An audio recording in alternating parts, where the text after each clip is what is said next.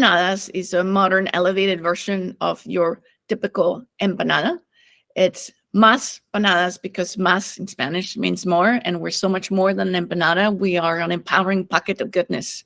And even beyond that, its empanadas are something so diverse across Central and South America, so many different variations, even within a country. You can change the type of dough, the size of it, the fillings.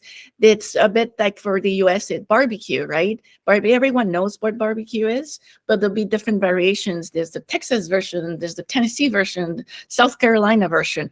So everyone pictures something different in their head, and it's the same for an empanada.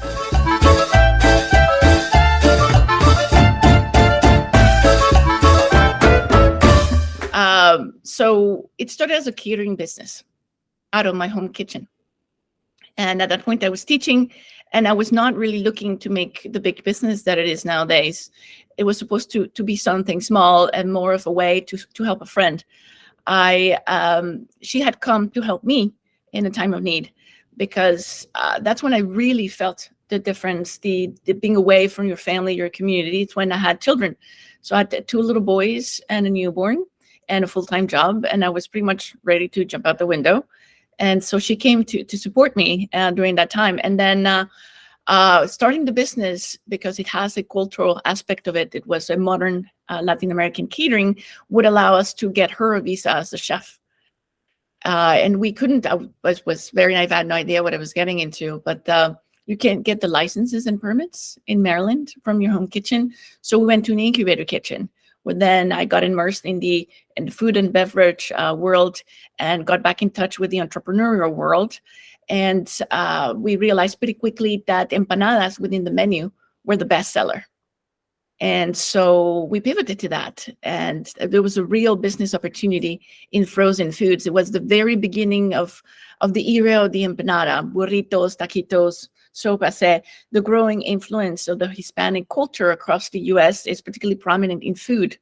And now we're seeing this ancestral traditional dishes taking more and more of a central role in the American cuisine. So we pivoted to that, and did so successfully.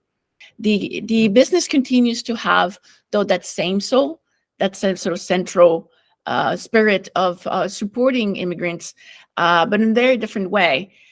So this is now even a foundation that I started this December officially, that to support our employees and eventually go beyond the walls of MasPanadas. So the majority of our employees, as we own the manufacturing, work in the manufacturing floor. It's a job that anyone can do. And we train them so they have career options in manufacturing. And then also layer upon wellness classes, financial literacy, digital literacy. We're doing pilots for ESL lessons, and expect to add eventually childcare, because that central mission is to support immigrant women, immigrant Hispanic women, their families and their communities, empower them. So we look to provide the tools and network skills that are needed to transition to a successful life in the US. Out of our 98 employees, about 80 are women.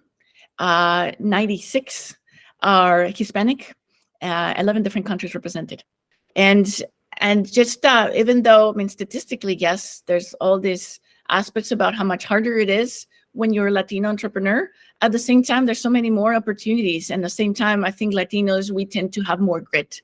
And per se, we're some of the groups that start the most companies across the US. So just keep on going. Con todita su sabrosura, camina siempre